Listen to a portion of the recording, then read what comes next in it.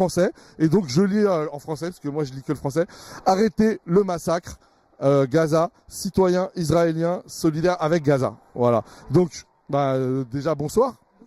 Voilà, et donc aujourd'hui, donc il y a cette manifestation à la suite donc de ce qui s'est passé, notamment hier, mais je pense aussi durant les mois précédents. Et vous, donc, vous êtes là présent aujourd'hui, et j'ai envie de vous dire qu'est-ce qui vous a amené à venir dans la rue aujourd'hui? En fait, nous sommes là depuis le début de l'offensive israélienne à Gaza, mais nous, on est là pour la vie, l'égalité et la justice pour tout le monde en Israël-Palestine, pour les Israéliens et pour les Palestiniens. Pour nous, ce qui se passe maintenant dans les deux sociétés, c'est un suicide partagé. Et nous, on aime la vie. Et on veut que tout ça, il faut arrêter avec les massacres, arrêter avec les carnages. Et ce qui se passe, et on est là d'abord parce que ça nous concerne. On est franco-israéliens. Vous êtes né en Israël? Moi, je suis né en Israël. On est tous les trois qui restent ici. On est quelques dizaines, mais aujourd'hui, évidemment, c'était à la dernière minute, etc. C'est pas grave, votre voix a le droit d'être entendue. Alors, nous, on est nés là-bas. On a nos familles là-bas. Et on a beaucoup de copains. On est très investis là-bas. Et on a peur. On a peur parce que c'est soit qu'on vit ensemble, soit qu'on va mourir ensemble, et tout le monde, pour nous. Et en plus, on est là aussi en tant que citoyen français. Moi, j'ai honte d'être française aujourd'hui. Pourquoi? Parce que la France, elle a oublié complètement ses valeurs. Et Israël, il ne peut pas continuer, même un jour, sans les soutiens français, les soutiens européens et les soutiens, malheureusement, du monde arabe. Et américains aussi. Et américains, évidemment, mais les Américains, c'est normal. Les Américains, ils tuent partout. Et j'ai pas beaucoup d'attentes. Ouais. Mais moi, je suis française. C'est-à-dire que vous pensez pas que la position américaine puisse bouger, mais vous pensez que éventuellement la position européenne et notamment française peut bouger? Moi, j'espère parce qu'heureusement, aux États-Unis, on a quand même des personnes qui font les manifs, etc. Et j'espère qu'on va mettre une pression aussi sur le gouvernement aux États-Unis. Mais ce qui se passe en France, en Europe, c'est juste pas possible. C'est juste pas possible. Mais de quoi vous parlez précisément? Non, c'est juste parce qu'on peut arrêter. C'est-à-dire, Israël, il y a l'accord d'association entre Israël et l'Union européenne. C'est-à-dire qu'on considère Israël comme un autre État européen au niveau de coopération culturelle, scientifique, etc. Et en plus de ça, d'abord il y a ça. Je vous écoute, madame. Et après, on a... Et Israël, c'est les premiers partenaires commerciaux d'Israël, c'est l'Europe. Et les Israéliens, ils arrivent en France sans visa. On a une coopération. Et la France, heureusement, il n'y a pas beaucoup d'armements qui arrivent de la France en Israël. Mais tout ça ensemble, mais en fait, c'est un peu... Sur le bord, voilà. Juste pour finir, juste comme ça, on termine. Voilà. Ok. Comme ça arrive de plus en plus vite, faut faire gaffe. Vas-y, termine. Hein. Alors, c'est juste... Des échanges commerciaux que Israël et la France avaient deux. Moi, ça me fait peur, par contre, que les voitures... Non, parce que la voiture, ils ont ouvert cette partie de la route. S'il y a un mec qui pète un câble et qui veut leur rentrer dedans, putain. Ok. Non, mais c'est juste qu'elle allait... Vous êtes de qui? C'est quoi les... Ça s'appelle Parole d'honneur. Ok. Vous avez déjà entendu parler? Oui. C'est PDH, donc lui, c'est un média décolonial. Ok, oui, on connaît. Voilà, donc non, mais comme ça, vous voyez, il y a... je sens que vous avez envie de parler. Non? D'accord, parce que si vous avez envie de... Voilà, parce que si vous avez envie de parler, vous pouvez. Hein. Et parce que moi, j'ai envie de vous poser un petit peu des questions... voilà, on se parle comme des frères, comme des sœurs. Mais donc, parce que c'est vrai que, par exemple, est-ce que vous pensez que le gouvernement Netanyahou est responsable d'une certaine manière de la situation globale, c'est-à-dire du pourrissement de la situation politique dans la région qui a entraîné notamment le 7 octobre? Écoutez, tout le monde est responsable. Nous, on a dénoncé Hamas également. C'est-à-dire ce qui s'est passé le 7 octobre, c'est des crimes de guerre. Et c'est des crimes de guerre qu'il faut dénoncer. Nous, on ne pense pas... Nous, en général, oui, tous les peuples sous occupation, ils ont des droits à résister. Mais à enlever les enfants, ni les personnes âgées, ni c'est-à-dire il y avait des trucs qui s'est passé. Et pour moi, les deux côtés sont coupables. Parce que les deux coupés, et moi je l'ai dit déjà, j'étais invité à la télé en arabe, et à France 24, et en arabe les 12 et les 18 octobre, et j'ai comparé Netanyahou et Hamas, et j'ai dit les deux, ils ne pensent pas du tout sur la future, ils n'ont pas une vision, ils ne pensent pas, même les visions pour les juste c'est ce qui va passer encore des semaines. Tu penses quoi exactement? Moi j'ai beaucoup de copains en Gaza. Je connais beaucoup de personnes qui sont décédées, j'ai des copains qui ont perdu des dizaines et des dizaines de personnes.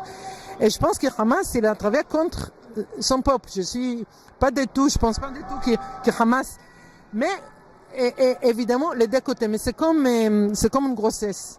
Quand tu dis, est-ce que le père est responsable, la mère est responsable? Non, toutes les deux sont responsables. Et chacun est responsable à 100%. C'est pareil pour l'histoire d'otages. C'est vrai que l'otage, c'était l'enlèvement des vieilles personnes et des bébés. C'est un crime de guerre, n'est-ce pas? Après, quand tu fais des crimes de guerre, tu ne réponds pas avec 100 fois plus les crimes de guerre, n'est-ce pas? C'est ça, c'est ce que je voulais vous dire. C'est que déjà, il y a une asymétrie. C'est-à-dire que nous, clairement, je vais pas être hypocrite avec vous, nous, clairement, on n'est pas sur cette position-là. Nous, on est sur une position où là, on a un État, l'État d'Israël, qui est doté d'une armée et qui, en plus, bénéficie du soutien et après, je vous laisserai répondre, qui bénéficie du soutien de l'Europe, des États-Unis, de grandes puissances, etc., face à un peuple on parle du peuple de Gaza qui vivait quand même dans des conditions de vie assez quand même terribles, et on peut pas comparer la puissance militaire des uns et des autres. Et on a aussi, et ça peut-être que vous serez peut-être en désaccord, et je vous laisserai répondre, il n'y a pas de souci, on a aussi une situation coloniale, c'est-à-dire que en tout cas du point de vue des Palestiniens, après je vais vous laisser vous exprimer, mais et notamment par exemple on voit en Cisjordanie la poursuite de la colonisation, et ça qui sont quand même assez j'allais dire troublantes, et après je vous promets, je vous donne la parole, mais de notre point de vue on trouve que vraiment cette disproportion fait que à un moment donné, c'est pas de dire c'est bien d'être violent pour les Palestiniens, ou c'est pas souhaitable non plus, mais à un moment donné, cette situation coloniale engendre une forme de violence. Est-ce que ça, on est capable de le reconnaître ensemble? Moi, je suis d'accord 100% avec ce que tu dis. Je pense que ce que Yael va dire aussi, c'est pareil. Enfin, je pense qu'on est complètement d'accord avec ça. Et la question maintenant, c'est parce que ta question, est-ce que tu penses que Netanyahou, le gouvernement, est responsable sur toute la dynamique? Je pense que c'est clair qu'il y a ici une dynamique coloniale, pas seulement occidentale, pas seulement de la responsabilité d'Israël, mais comme elle a dit, justement, l'Union européenne, c'est le partenaire commercial numéro 1. Et... Tu penses qu'il devrait faire beaucoup plus pression? Ah, mais c'est clair. C'est clair. Comment ton nom d'ailleurs? Ron. Oui. C'est clair qu'il aurait fallu faire plus de... Faudra, demain. Ah oui. Malheureusement... Des sanctions. On est pour des sanctions sur Israël, mais pour nous, les sanctions, c'est pour tout le monde. Nous, on n'est pas contre les citoyens israéliens, on est pour les citoyens israéliens. On est pour les citoyens palestiniens et pour les citoyens israéliens. On pense à l'avenir. Soit vivre ensemble, soit qu'on meurt ensemble, mourir ensemble. C'est ça. Alors moi, je suis d'accord. Les analyses, franchement, maintenant, m'intéressent pas. Moi, j'ai cette parole anticoloniale. Ça fait 30 ans que j'écris, que je publie, que je parle contre l'apartheid, mes analyses, je fais la recherche, etc. Je suis militant de BDS depuis 15 ans. Depuis les premières, quand on a commencé, et même là-bas, on a fondé. Mais maintenant, franchement, ça m'intéresse pas les petites différences d'analyse. C'était aussi pour avoir un dialogue, parce que les gens qui nous regardent ne connaissent pas forcément qui vous êtes, etc. Et moi je cherche pas à vous piéger ou quoi que ce soit, parce que moi je suis pas du tout là-dedans. Je vous respecte vraiment totalement, mais aussi il faut bien qu'on essaie de montrer si on a des divergences, et c'est pas grave. Hein. Non, c'est juste pour vous dire que non, franchement, il y a, parce que moi je pense que parfois, on compare en France trop rapidement la situation en Israël avec l'Algérie. Et on pense, quand on parle de colonial, on dit, bon, à la fin, les colons vont partir. Mais nous, on connaît très très bien la situation là-bas. Et en Israël, la plupart des Juifs israéliens, parce que la plupart des Juifs israéliens, ils sont comme nous. C'est pas des Français qui étaient allés en Israël, pris le passeport, parce que si tu es juif ou tu as un grand-père juif, tu prends le passeport à l'aéroport, tu reviens en France et tu dis, moi, je parle en tant que franco-israélien. Nous, on est nés là-bas. On a notre famille. On a notre frère, sœurs, cousins, etc.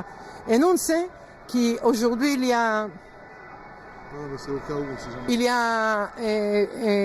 plus que 7 millions de Juifs israéliens et la plupart d'eux, c'est leur seule patrie. C'est pas ce qu'on voit ici dans les médias, tu vois, c'est pas des Français. Ouais, ce ne sont pas des gens qui ont migré.